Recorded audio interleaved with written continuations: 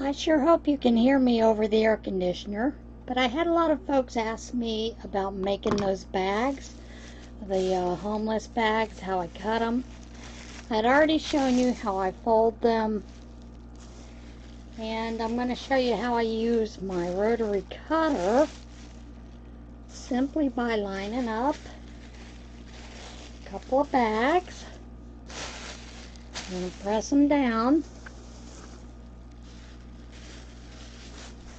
And that one's not the same size, so we won't use it. And I do use my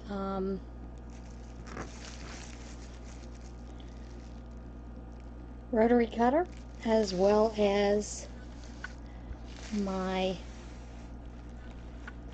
ruler. What I'm going to do here is basically just cut off the one end. And these can get tossed into a bag to be used again.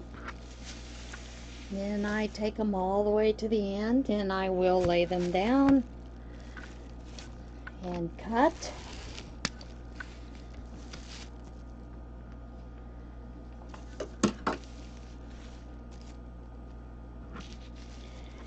And generally I'll lay them around there, see what I have.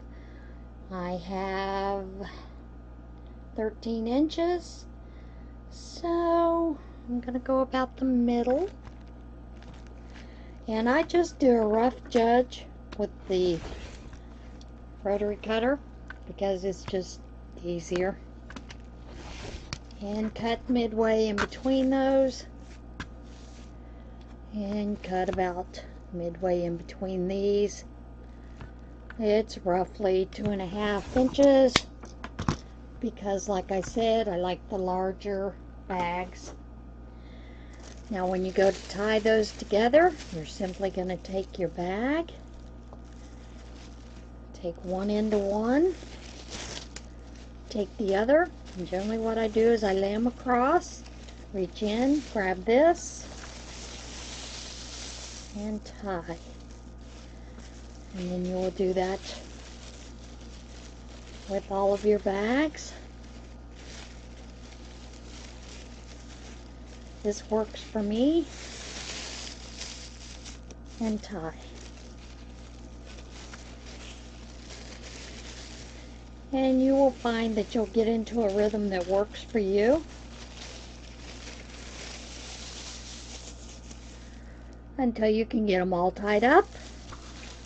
And set these aside so you can see what I do next. Generally you just take and you roll them all into a nice big ball. That's all you do. Nice big ball. When you're ready to start crocheting, you'll see I tuck that under. It's just like anything else. Start with a slip knot, and the way I do mine is bring those fingers over, bring that up, and tighten it down. Now this is a PQ hook. You can see I've used it a lot for these bags. This is the homeless mat that we're making. And then generally you just want to crochet a nice chain.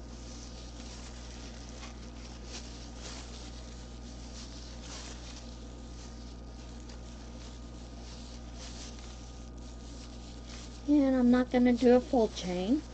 Just going to show you what I do after that. Generally, I try to make it about 45 to 50 inches across. 45 seems good. Generally, you can make it, I would say, about 47 inches long-wise. And then, of course, you just start doing half double crochets is what I do, because I think it's a more cushy stitch.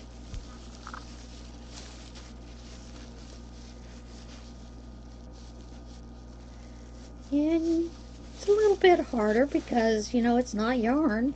It's not really going to stretch any. So you're basically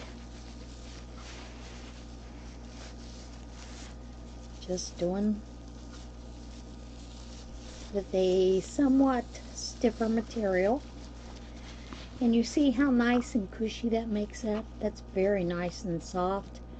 I think it makes better mat for those that live here in the Northeast, because it does get really cold, and it will help keep them dry. They lay it out on the ground, on a wet ground, it'll keep them dry, or they can wrap up in it and it'll keep them warm. And once you start working with these, you'll see. Now, I will tell you that when this gets a lot bigger, you need to no longer have it on your lap, because you have a lot of weight dragging down. So you probably do want to work on a table, a TV tray, something like that. I have a TV tray that I just put across my lap when I'm doing these, and I crochet using that once it gets bigger. I am going to try to position this camera to where you're looking down, so give me a few minutes and I'll see if I can get that done.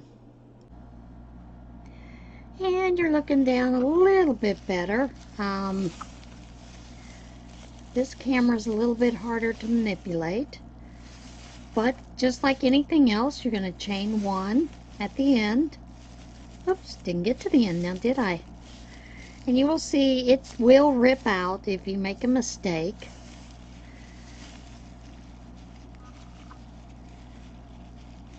And sometimes you have to use your fingers to get in those little holes. You do want to crochet it a little loosely, but not too loose. Chain one.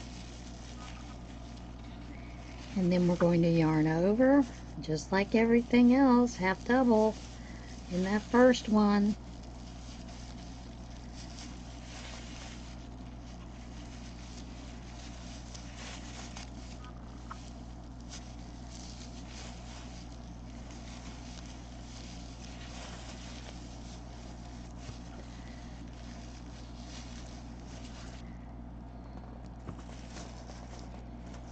And generally what I do is I actually put this in a bowl down beneath me, or even, you know, those big AC Moore bags that you get.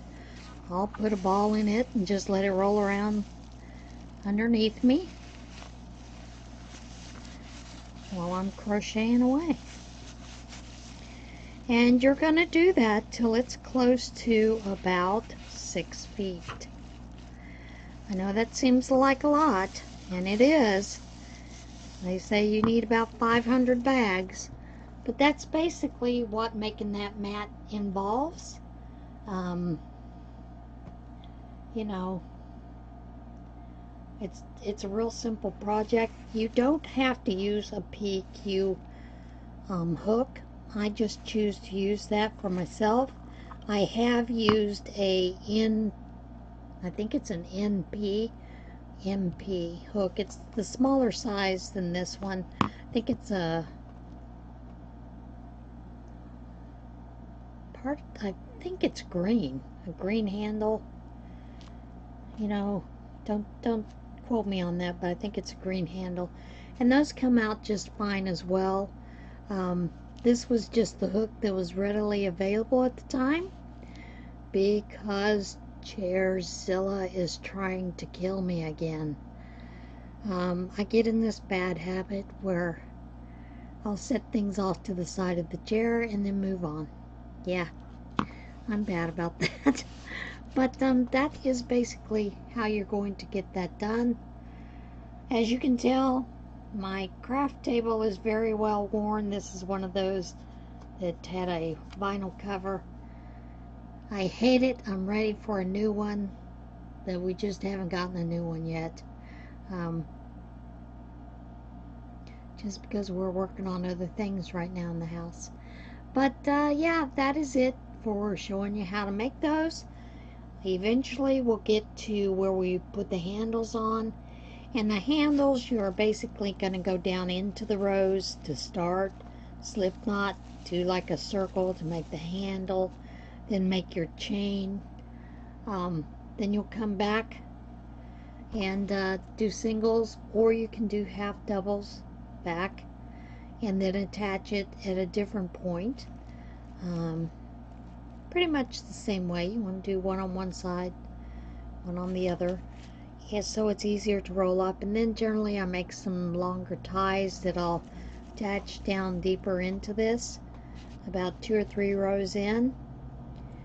And do the same thing. I kind of bolster by doing circles around slip knots throughout the whole thing, getting it reinforced so it doesn't rip real easy. Then make my long chains so that it can be rolled up and tied with those 2 chains.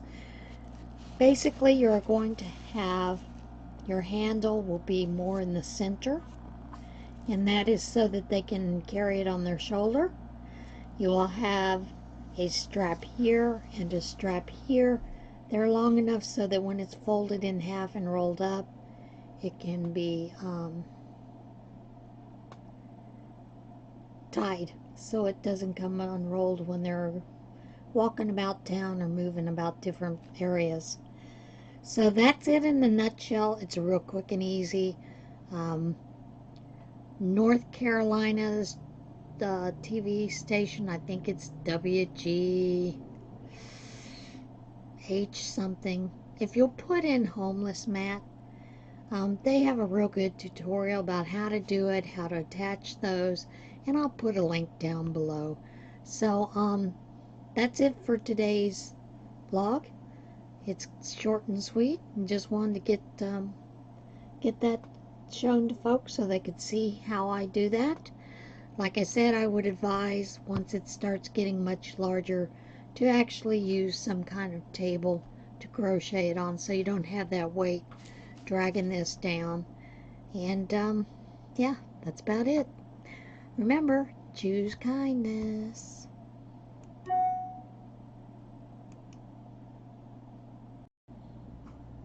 I did want to show you how I join more onto the ball when you get to the end.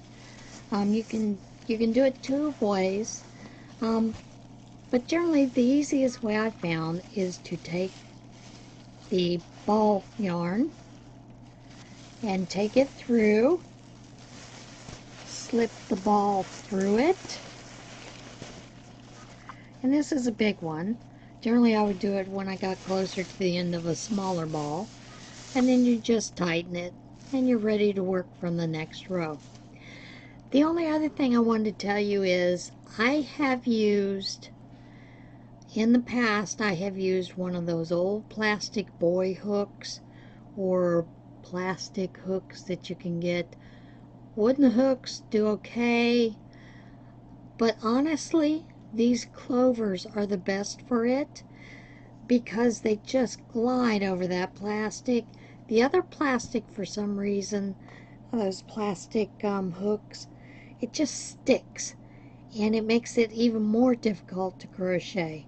So this is something that if you do choose to make one, that you'll need to crochet a while, put it away, leave it alone for a couple of hours, because it is very tiring on the arms.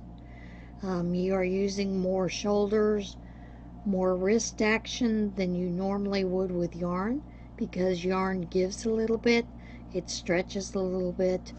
The plastic does not. It does a little bit, but not the way that yarn does.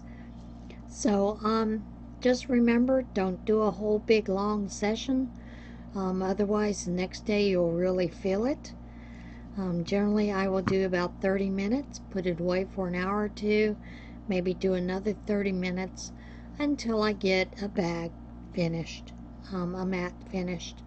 But like I said, the clover hooks to me are the best to use when you're crocheting plastic PLARN.